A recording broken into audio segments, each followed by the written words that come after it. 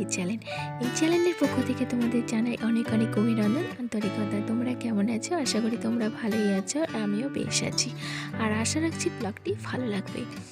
আর বন্ধুরা, ফার্স্টেই তোমাদের একটা কথা বলি, প্রত্যেকদিন মন খারাপ, মন ভালো না এরকম বলে ভিডিও করলে জানি তোমাদের ভালো লাগে না, তাই আমি হাসি মুখে ব্লগটি শেয়ার করছি। তো দেখো, সকাল সকাল বাসি কাজকর্ম সমস্ত কমপ্লিট করে এখন আমি চলে এসেছি রান্নাঘরে রান্না করতে। তো এখন রান্নার তাড়াটা শীত পরে থেকে একটু কম হলেও আবার বেশ তাড়া আছে। অ্যাকচুয়ালি আমার হাজব্যান্ড রাত্রেবেলায় রুটি করে রাখছে, সেই রুটি দিয়ে তরকারি করে দিচ্ছি, সেটা খেয়ে চলে যাচ্ছে। আর পরে ভাতটা করছি, মানে ভাতের তাড়াটা একটু কম, তবে সেই 9টা-10টার দিকে করতেই হয়, যেহেতু আমার ছেলে মেয়ে খাবে, তো সেই জন্য। আর দেখো, আমি এখানে সবজি কাটছি, আর আমার ছেলে খোসাগুলো নিয়ে আমার সঙ্গে বক বক করছে। আর আমি ভাবছি বুঝি হয়তো ক্যামেরাতে ঠিকঠাক কাজকর্মগুলো দেখা যাচ্ছে না, তাই আমি আমার ছেলেকে একটুখানি বকা দিচ্ছিলাম যে, বাবা তুমি এখান থেকে সরে যাও, তুমি সামনে আসলে এই কাজকর্মগুলো গার্ড হয়ে যাচ্ছে। কিন্তু আমি এখন এডিট করতে গিয়ে দেখছি না, কি সুন্দর আমার কাজকর্মগুলো দেখা যাচ্ছে, এবং আমার ছেলেকেও হাফ দেখা যাচ্ছে, ফুল না দেখা গেল। তো আমি এবার সবজি কাটছি, যে থোর পেঁপের তরকারি করবো। একটা আমি দিয়েছিলাম, আর করেছিলাম 5 মিশালি একটা খ্যাট। তো এই ছিল আজকের মেনু।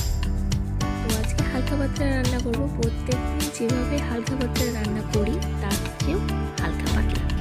যে বললাম আগের দিন আমার মেয়ের বমি হয়েছে, তো সেই জন্য আরও পেঁপেটা খাওয়াচ্ছি, যাতে ওর হজমের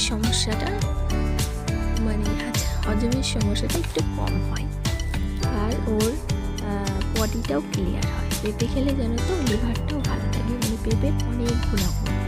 তো আমরা চেষ্টা করি যে সেইগুলো যাতে ঠিকঠাক মেনটেন করতে পারি, ফিগারটা যাতে ঠিকঠাক থাকে। আর আমি তো ফিগার মেনটেন করে খাবার খাই, তবুও তো আমি মোটুরাম। তো এখন থেকেই যদি আমি আমার ফিগারটা মেনটেন করে না চলি, পরে ভবিষ্যতে আমি আর মেনটেন করতে পারবো না। তো কী বলে বন্ধুরা, কথাই আছে, দাঁত থাকতে দাঁতের মর্ম বোঝা ভালো, দাঁত চলে গিয়ে কি দাঁতের মর্ম বোঝা যায়? বোঝা গেলেও কিছু করা যায় না। তো সেই জন্যই আমি চেষ্টা করছি আমার শরীরটা থাকতেই শরীরটা ঠিকঠাক করে রাখতে। শরীর শেষ হয়ে যাওয়ার পর যদি আমি শরীরটা ঠিকঠাক করি, তাহলে কি ঠিক হবে? হবে না। তাই সময় থাকতেই করা ভালো, এবং সময়ের মূল্য দেওয়া ভালো আমার মনে হয়। তোমাদের যদি আমার কথাগুলো ভালো লেগে থাকে বা অন্তরে প্রবেশ করে থাকে, তো অবশ্যই বন্ধুরা প্লিজ একটা লাইক কমেন্ট শেয়ার করে দিও। আর জানি দুদিন যাবৎ ভিডিওগুলো আমার একটু ছোট হচ্ছে, তবে আমি আশা রাখছি যে তোমরা অ্যাডজাস্টই করে নেবে। অ্যাকচুয়ালি ভিডিও করছি, কিন্তু ঠিকঠাক ভিডিও শেয়ার করতে পারছি না। যেমন ধরো, এই রান্নাবান্নার ভিডিও করেছি, ফার্স্টের সিনগুলো বেশ সুন্দর করেছি, তারপর দেখি মিডিলেরগুলো কাটা পড়ে গেছে। মানে রান্নার ফাঁকে ফাঁকেও অনেক কাজ করি আমি, ধরো যেমন ঘরের মধ্যে জামা কাপড়গুলো ভেজা থাকে, সেগুলো তুলে নিয়ে গিয়ে বাইরে মেলে দিয়ে আসি।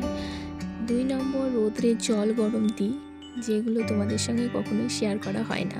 আমার ছেলের জন্য মেয়ের জন্য রোদ্রে জল গরম দিই, যেটা ওরা শীতকালে স্নান করে। তো কথায় কথায় দেখো, 5 মিশালি খ্যাটের মধ্যে আমার এই গাজরটা ভাজা হয়ে গেল। আর গাজরটা ভাজা চাপিয়ে দিয়ে কিন্তু আমি 5 মিশালি খ্যাটের সবজিগুলো কেটে নিয়েছিলাম। যেমন এতে ছিল কুমড়ো, তারপরে ফুলকপি, আলু, বেগুন, এগুলো ছিল। তো এগুলো এর ফাঁকে ফাঁকে আমি কেটে নিয়েছিলাম। আর গাজরটা না ভেজে দিলে ভালো লাগে না, তবে আজকে পটলটা ছিল না, তাই পটলটাকে মিস করছিলাম। আর মিস করে কী হবে বন্ধুরা, যেটা নেই সেটা নিয়ে না ভাবাই ভালো, যা আছে সেটা নিয়ে সুখী থাকা ভালো। তো অনেক ভাষণ দিয়ে ফেললাম আজকে। তারপরে এখন চলে এসেছি আমি বিছানা তুলতে। রান্না কিন্তু কমপ্লিট হয়নি, 5 মিশালি খ্যাটটা বসিয়ে দিয়ে আমি চলে এসেছি আজকে বিছানাগুলো তুলে নিতে। যাদের আমার কাজকর্মতে ভাগ না থাকে বা দেরি না হয়, তাড়াহুড়ার মধ্যে কাজকর্ম করছি, অ্যাকচুয়ালি ডাক্তার দেখাতে যাবো, তো সেই জন্য একটুখানি স্কিনের ডাক্তার দেখাতে যাবো।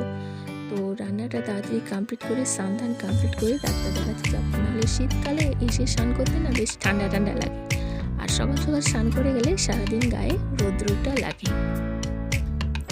তো সেই জন্যই আমি স্নান করে ডাক্তার দেখাতে গিয়েছিলাম, আর এসে বাইরে জামা কাপড়গুলো কেচে দিয়েছিলাম। তো এত কিছু তো ব্লগে শেয়ার করতে পারিনি, এসে না শরীরটা আর সাথ দেয় না, প্রচণ্ড ক্লান্ত লাগে। তো এই যে এসে খাওয়া দাওয়া করে বাসন কোসন ধুয়ে বিছানার মধ্যে ঢুকে পড়ি, আর তোমাদের সঙ্গে কিছু শেয়ার করা হয় না। দেখো, তারপরে অনেক কাজকর্ম করে ফেললাম, যেমন ঘর ঝাড় দেওয়া, ঘর মোছা, বিছানা তোলা, তারপরে যে টুলের পরে জামা কাপড়গুলো পালা দেওয়া থাকে সেগুলো ভাঁজ করে নিলাম। কালকে এগুলো সার্ফ দিয়ে কেচে দিয়েছিলাম, তো আর ভাঁজ করা হয়নি, তুলে রেখে দিয়েছিলাম সন্ধেবেলায়, আর এখন ভাঁজ করছি। তো যদি একবার জামা কাপড়গুলো ভাঁজ করে রেখে দিই না, তো জমায় পড়ে যায়। একবারে করবো ইচ্ছে করি, এরকম করি। যদি এবার সঙ্গে সঙ্গে করা হয় তাহলে কিন্তু ঝটপট করা হয়ে যায়, কিন্তু যেহেতু লেট করি তাই লেটই হয়ে যায়। কী বলে বন্ধুরা, বলে না যেমন যেমন কাজ সকাল থেকেই সাজ, ঠিক সেরকম। তো দেখো, কথায় কথায় জামা কাপড়গুলো ভাঁজ করে নিলাম, ভাঁজ করে এগুলো রেখে দেবো, টুলটার পরে রেখে দিলাম। আর রেখে দেওয়ার পরে এখন আমি চলে এসেছি এই যে এই গামলার বাসনগুলো আরেকটা গামলার মধ্যে ট্রান্সফার করতে। তো যেহেতু আমার বাসন রাখার ঝুঁই নেই, কিনবো করে আর কেনাও বোধহয় এখন আর সম্ভব হবে না, কারণ আমি একটু ডাক্তার নিয়ে ব্যস্ত থাকবো, আমার মাকে নিয়ে, তারপরে তো নিজেদের শরীর এগুলো আছে। আর দেখো, এবার ফাইনালি আমার 5 মিশালি ঘ্যাটটা হয়ে গেছে, তো নামিয়ে দিলাম। আর এই যে কুমড়োর বীজগুলো আমার ছেলে খুব বায়না করছিল ভাজার জন্য, তো কাজের মধ্যে আমি না একদম ভুলে গেছি, আর কুমড়োর বীজগুলো ভাজা হলো না। এই 4-5টে বীজ ও এখন ভাজা খাবে করে প্রচণ্ড বায়না করছিল। তোকে বুঝিয়ে বললাম নেক্সট দিন আমি তোমাকে নিশ্চয়ই ভেজে দেবো। তো কী জানি কেন আমার ছেলে আজকে কিন্তু এক কথাতে রাজি হয়ে গেল।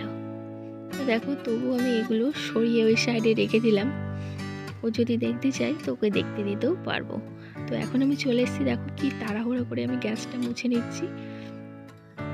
প্রচণ্ড তাড়াহুড়োর মধ্যে বন্ধুরা আমি আজকে কাজকর্মগুলো শেয়ার করেছি। আর আজকে একটু না ভয়েস দিতে আমার কষ্ট হচ্ছে, অ্যাকচুয়ালি মাইক বাজছে, তো লেপের মধ্যে মুখ মুড়ি দিয়ে আমি বসে বসে ভয়েস দিচ্ছি, যাতে আমার ভয়েসটি তোমাদের কান অবধি পৌঁছায় আর মাইকের আওয়াজ না আসে। তো দেখো, এখন গ্যাসগুলো মুছে নিলাম, মুছে নেওয়ার পরে এখন আমি চলে এসেছি জলগুলো ভরে নিতে। আর বোতলের জল ভরাই আছে, কিছু বোতলে বাইরে রোদে দেওয়া আছে, 2-3টে মতন বোতল ছিল যেগুলোতে জল ভরে এই সানসেটটাই আমি এখন রেখে দিচ্ছি। আর রেখে দেওয়ার পরে বন্ধুরা স্নান ধান কমপ্লিট করে চলে গেছিলাম ডক্টর দেখাতে।